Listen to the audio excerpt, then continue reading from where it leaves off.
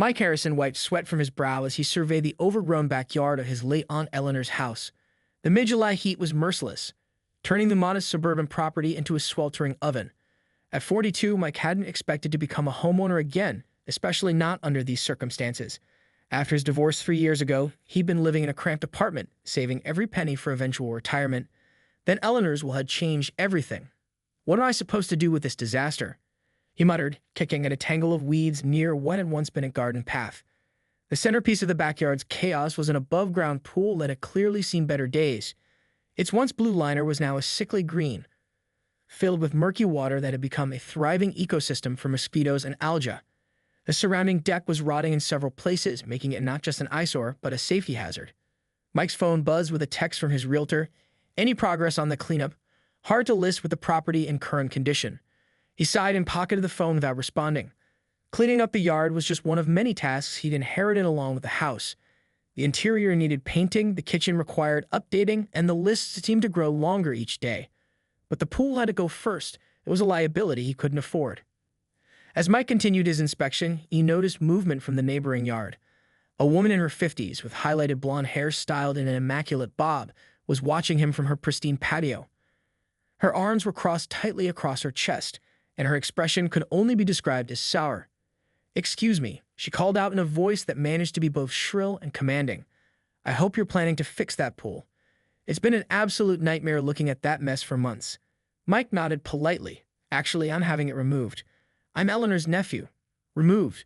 The woman's perfectly penciled eyebrows shot up toward her hairline. "You can't do that. That pool has been a fixture in this neighborhood for 20 years. I'm sorry, but it's falling apart and... Do you have any idea what that will do to property values?" She stepped closer to the fence separating their properties. "I'm Patricia Winters, HOA board president, and I can tell you right now that removing established features requires committee approval." Mike took a deep breath. "The thing is, Patricia, I've already checked the HOA bylaws. Above-ground pools aren't considered permanent structures, and I've already scheduled the removal for tomorrow." Patricia's face flushed red. "We'll see about that. Eleanor would be horrified at what you're doing to her home." As she stomped back toward her house, Mike had an uneasy feeling that this was just the beginning of his troubles. He had no idea just how right he was, or that within 24 hours, he'd be explaining himself to the local police, while his new neighbor watched with vindictive satisfaction from behind her curtains. What Mike didn't realize was that Patricia Winters had considered Eleanor's backyard her business for years, and she wasn't about to let some newcomer change things without a fight, regardless of who actually owned the property. The removal crew arrived promptly at 8 the next morning. Mike had been up since dawn, clearing a path through the side yard to give the workers easier access. He deliberately scheduled the job for a Tuesday, hoping most neighbors would be at work. "Morning," called out Ray, the foreman of Sunset Demolition. His 3-man crew immediately began unloading equipment from their truck. "So that's the pool we're dealing with, huh?" "Seem worse, but not many." Mike nodded. "It's a disaster. I appreciate you fitting this in so quickly." "No problem. Should take us about 4 hours to drain it, dismantle everything, and haul it away. You'll barely recognize the place by lunchtime." The crew worked efficiently, first setting up industrial pumps to drain the stagnant water into the storm drain at the street. The process was noisy but necessary. As the water level dropped, revealing years of accumulated debris, Mike grimaced at what his aunt had been living with. He was helping bag some of the smaller items when he felt a presence behind him. Turning, he found Patricia standing at the edge of the property, phone in hand. "I warned you," she said, her voice icy calm. "The HOA has not approved this removal." Mike straightened up. "Patricia, I checked the bylaws thoroughly. This is an above-ground pool on private property. I don't need HOA approval to remove it." "You clearly don't understand how things work in Oakwood Estates," she replied, photographing the work in progress. "Eleanor always respected our community standards." Ray approached, wiping his hands on a rag. "Is there a problem here?" "This woman is my neighbor," Mike explained. "She seems to think I need permission to remove the pool." Patricia's eyes narrowed. "I'm not just this woman. I'm the HOA president, and you're violating our neighborhood covenant. I've already called the board members, and they agree with me." Ray looked confused. "Ma'am, we have all the proper city permits. I can show you if—" "I don't need to see your permits," Patricia snapped. "This is an HOA matter." Mike felt his patience wearing thin. "Patricia, I'm sorry, but this pool is coming down today. It's a safety hazard and an eyesore." "Then you leave me no choice." She held up her phone, dialed quickly, and turned away slightly. "Yes, I'd like to report destructive activity at 347 Oakwood Drive. Someone is destroying property without proper authorization. Mike's jaw dropped as he realized she was calling the police. He exchanged incredulous glances with Ray, who shrugged and returned to his crew. "Guys, keep working," Mike called out. "We have every right to do this." Within 20 minutes, a police cruiser pulled up in front of the house. Officer Jenkins, a young policeman who looked barely out of the academy, approached with a cautious expression. "I'd received a call about property destruction," he asked, notebook already in hand.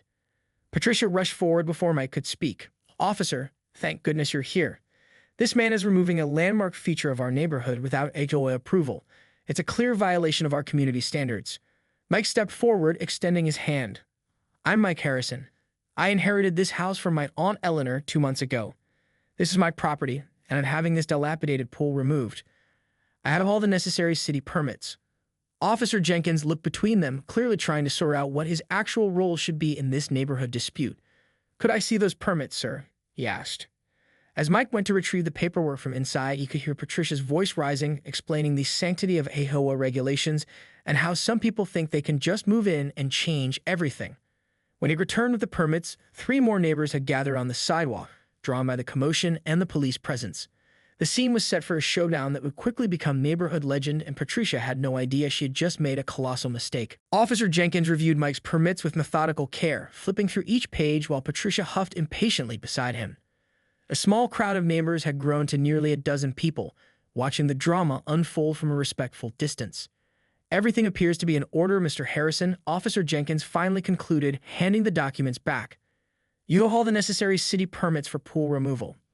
Patricia stepped forward, her face flushed. "But he doesn't have HOA approval. That's the whole point." The officer turned to her with a patient expression. "Ma'am, HOA disputes are civil matters, not criminal ones. Mr. Harrison has legal ownership of the property and the proper permits from the city. There's no law being broken here. But our covenant clearly states—" "I understand your concern," Officer Jenkins interrupted gently. "However, the police department doesn't enforce HOA regulations. That would be something for your association to handle through proper channels, typically a written notice of violation, followed by fines if authorized in your bylaws, and ultimately civil court if necessary." Mike stood quietly, trying not to show his relief. The pool crew had continued working throughout the confrontation, and the water was now almost completely drained. "So you're not going to do anything?" Patricia demanded, her voice rising an octave. "There's nothing to do from a law enforcement perspective," the officer explained. "This isn't a criminal matter." From the edge of the gathering, an elderly man with a cane stepped forward. "Patricia, I think that's enough. You're making a scene." Mike recognized him as Martin Greenberg from 2 doors down, who had introduced himself the previous week while Mike was mowing the front lawn. "I'm standing up for our community standards, Martin," Patricia shot back. "By harassing a new homeowner? By wasting police resources?" Martin shook his head disapprovingly. "I was on the original HOA board 20 years ago. Above-ground pools were never included in the structural modification restrictions. That's why Eleanor was able to put it in without committee approval in the first place." A murmur went through the small crowd. Patricia's face cycled through several expressions before settling on indignation. "That's not how I interpret the bylaws," she insisted. "Well, I helped write them," Martin countered, "so I think I have some authority on the matter." Officer Jenkins closed his notebook. "Since this is clearly a neighborhood dispute with no criminal element, I'll be on my way. I'd encourage you all to discuss this at your next HOA meeting rather than calling emergency services." He gave Patricia a pointed look before nodding politely to Mike and returning to his cruiser. As the police car pulled away, the dynamic of the gathering shifted palpably.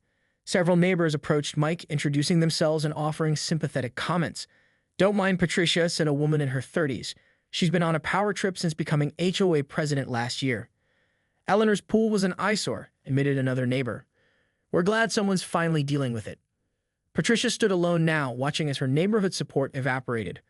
Martin approached her, speaking too quietly for Mike to hear, but Patricia's body language, rigid shoulders, and tight lips suggested she wasn't taking the feedback well. By noon, the pool was completely dismantled. The crew had removed the liner, the aluminum frame, and the rotting deck. What remained was a circular patch of dead grass and compressed earth. Even in this state, it looked better than the decrepit pool had. As Ray and his team loaded the last pieces into their truck, Mike noticed something peculiar. Across the street and down 2 houses, another above-ground pool glinted in the sunlight. From his new vantage point without the fence blocking his view, he could clearly see it was nearly identical to the one he just removed, and it appeared to be in Patricia's backyard. Mike couldn't help but smile. The next phase of this neighborhood drama promised to be very interesting indeed. The day after the pool removal, Mike woke to the sound of his doorbell. It was barely 7:30 a.m.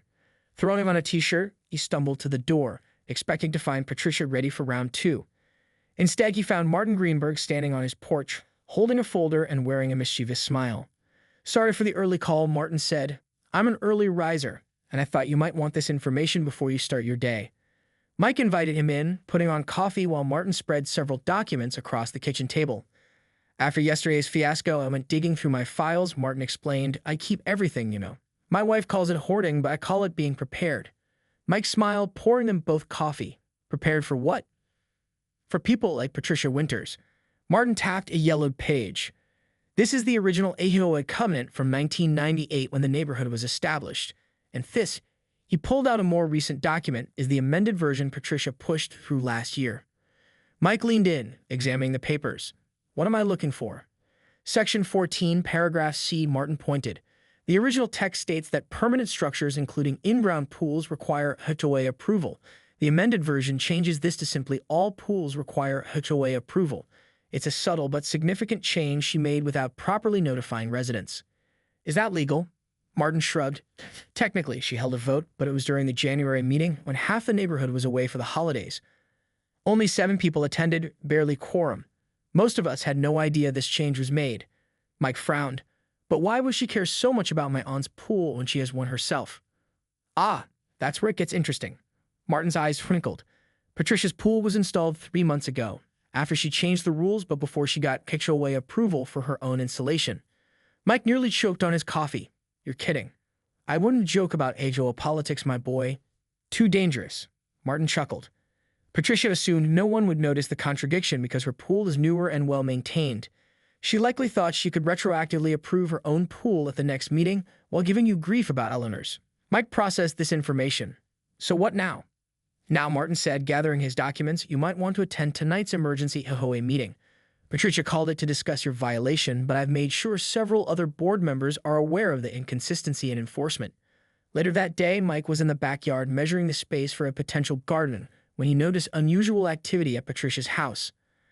A man in a business suit was taking photos of her backyard, specifically her pool. Patricia stood nearby, gesturing animatedly. Even from a distance, her body language suggested distress.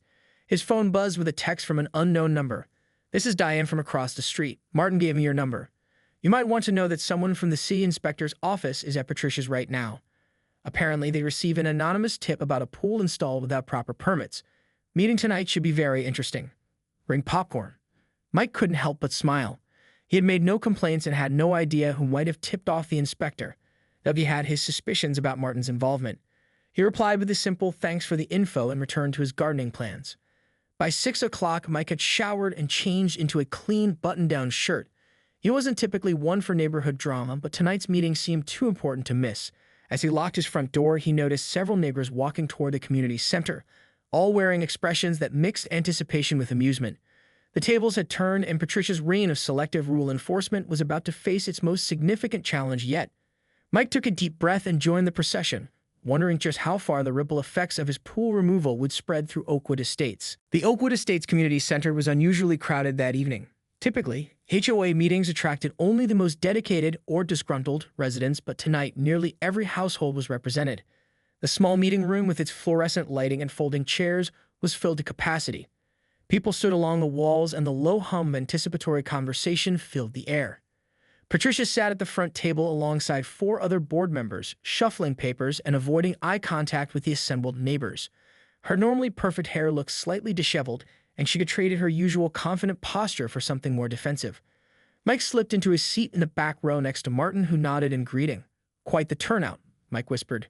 "Best attendance we had in 15 years, Martin replied with barely contained glee. Word travels fast in Oakwood. At precisely 7 o'clock p.m., Patricia tapped her microphone. "I'd like to call this emergency meeting of the Oakwood Estates Homeowners Association to order," she announced, her voice lacking its usual authority. "We have several pressing matters to discuss tonight." A middle-aged man at the table, whom Martin identified as Trevor, the HOA treasurer, leaned toward his microphone. "Before we begin, I'd like to propose a change to tonight's agenda. Given recent events, I believe we should address the pool policy amendment that was passed in January." Patricia's face tightened. That's not what this meeting was called for, Trevor. Nevertheless, Trevor continued calmly, I've received requests from multiple homeowners to revisit this issue. According to our bylaws, any agenda item supported by 5 or more members must be discussed. Several hands shot up around the room. Trevor smiled. I believe we had well over 5 supporters present. Patricia had no choice but to concede. Fine, we'll add it to the agenda. But first, I'd like to address the recent violation at 347 Oakwood Drive, the former Harrison property. Mike straightened in his chair as all eyes turned toward him. Yesterday, Patricia continued, the new owner removed an established pool without HOA approval in direct violation of our community standards. Trevor cleared his throat. Perhaps we should hear from the homeowner. Mr. Harrison, would you like to speak? Mike stood, feeling surprisingly calm. Thank you. I'm Mike Harrison, Eleanor's nephew. I inherited the property recently and am preparing it for sale. The pool was dilapidated and unsafe, so I arranged for its removal. I obtained all necessary city permits. But not HOA approval, Patricia interjected. I reviewed the original covenant, Mike replied, which only required approval for permanent structures and in-ground pools. My aunt's pool was neither. An older woman on the board, the secretary, based on her note-taking, looked up. He's right, Patricia. That was the original language. Which was amended in January, Patricia said firmly. Martin stood up beside Mike. Yes, let's talk about that amendment. Many of us were unaware of this change since it was voted on during the January meeting when attendance was at its lowest due to the holidays. Only 7 members were present, barely quorum. Murmurs rippled through the crowd. The HOA operates democratically, Patricia defended. The vote was procedurally correct. Trevor leaned forward. Perhaps. But what's most concerning is the selective enforcement of this new rule. Mr. Harrison was confronted immediately about removing his pool, yet there have been at least 2 new above-ground pools installed in the neighborhood since January without formal HOA approval. All eyes now turned to Patricia, whose face had gone pale. One of those pools, Trevor continued relentlessly, belongs to our board president. Installed in March, 2 months after the rule change, but without the formal approval process she attempted to enforce on Mr. Harrison. The room erupted in conversation. Patricia repeatedly tapped her gavel, trying to restore order. Furthermore, Trevor raised his voice over the noise. I've been informed that the city inspector visited one of these unapproved pools today and found it was installed without proper city permits, which is not just an HOA violation, but potentially a legal issue. Patricia finally managed to quiet the room. I applied for retroactive approval at last month's meeting, she said defensively. After your pool was already installed, the secretary pointed out. The exact situation you tried to penalize Mr. Harrison for. A vote was called to rescind the January amendment and return to the original pool policy. It passed overwhelmingly, with only Patricia and one loyal friend voting against it. As the meeting moved on to other business, Mike felt a tap on his shoulder. It was Diane from across the street. Welcome to Oakwood Estates, she said with a warm smile. Don't worry. We're not all like Patricia. Most of us are actually quite normal. Mike laughed. Good to know. This wasn't exactly the welcome I expected. Oh, but it's the one Patricia deserved, Diane replied with a wink. And between you and me, the board election is next month. I have a feeling we might be seeing some significant changes in leadership. 3 weeks after the explosive HOA meeting, Mike stood in his Aunt Eleanor's backyard, admiring the transformation. Where the dilapidated pool had once stood, a modest garden now flourished with native plants and flowers. The circular patch had been perfect for his vision. A low-maintenance, drought-resistant landscape that would appeal to potential buyers. After spending nearly every weekend on the project, he was finally satisfied with the results. The inside of the house had been painted, the outdated kitchen fixtures replaced, and the overgrown yard tamed into submission. His realtor had already scheduled an open house for the following weekend, and early interest was promising. Looking good, neighbor called Martin, who had taken to stopping by regularly with coffee and unsolicited, but usually helpful advice. Eleanor would have approved. Mike smiled, accepting the offered cup. Thanks. I think it's finally ready. Just in time for you to leave us, Martin said with mock disappointment. You brought more excitement to Oakwood Estates in 1 month than we've had in the past decade. Speaking of excitement, Mike ventured, any news from across the street? Martin's eyes twinkled. Oh, plenty. Patricia received a formal citation from the city for her unpermitted pool. She has to pay a fine and apply for proper permits retroactively, which means bringing everything up to current code. Expensive. Very. Especially the new safety fencing requirement that wasn't in place when she first installed it. Martin took a satisfied sip of his coffee, but that's not even the best part. Mike raised an eyebrow questioningly. The HOA election results came in yesterday. Patricia received exactly 3 votes, her own, her husband's, and her friend Barbara's from down the block. So she's out as president? Completely. Diane is our new board president, running on a platform of transparency and common sense. First order of business was establishing a rule that major covenant changes can only be voted on at quarterly meetings with at least 50% attendance. No more sneaking amendments through during the holidays. Mike laughed. I almost feel bad for Patricia. Don't, Martin advised. She's been making everyone's lives difficult for years. Someone was bound to stand up to her eventually. You just happened to be a catalyst. As they chatted, a moving truck rumbled past the house and stopped in front of Patricia's property. Both men watched with interest as workers began loading furniture. Is she moving? Mike asked, surprised. Martin nodded. Listed the house last week. Apparently, she can't bear the toxic neighborhood environment anymore. Her words, not mine. The irony is completely lost on her, of course. Later that afternoon, Mike was touching up paint on the front porch when he noticed Patricia supervising the movers. On impulse, he walked across the street to where she stood, clipboard in hand. Patricia, he said simply. She turned. Her expression immediately guarded. Mr. Harrison. I heard you're moving. I just wanted to say, he paused, considering his words carefully. I hope you find what you're looking for in your new neighborhood. Patricia studied him, perhaps looking for sarcasm, but found none. After a moment, her shoulders relaxed slightly. Yes, well, this community has changed. It's not what it used to be. Communities evolve, Mike offered. Sometimes for the better. A flicker of recognition crossed her face. She understood his meaning. Perhaps, she conceded. Then the visible effort. Your garden looks acceptable. Better than that old pool, anyway. Coming from Patricia, it was practically a glowing endorsement. Mike nodded, accepting the closest thing to an apology he was likely to get. Good luck with your move. 2 days later, as Mike finalized the staging for the open house, he received an unexpected email. His realtor had received a preemptive offer on the property, significantly above asking price. The potential buyers had driven by, noticed the garden, and fallen in love with the house from the outside. They didn't even want to wait for the open house. That evening, Mike sat on the front porch with a celebratory beer, reflecting on the strange sequence of events that had unfolded since inheriting his aunt's house. What had begun as a simple pool removal had cascaded into neighborhood politics, policy changes, and ultimately Patricia's departure. His phone buzzed with a text from Martin. Heard about the offer. Congratulations. Eleanor would be proud. P.S. Diane is planning to convert Patricia's old house into the official HOA meeting location. Poetic justice? Mike laughed out loud. He had come to Oakwood Estates simply to prepare a house for sale, but somehow had become part of the community's story. A story that would likely be told and retold at neighborhood gatherings for years to come. As he looked across at the now empty house where Patricia had lived, Mike raised his bottle in a silent toast. In trying to maintain her iron grip on the neighborhood, she instead catalyzed its transformation. And somewhere, Mike liked to think, Aunt Eleanor was enjoying the irony of it all.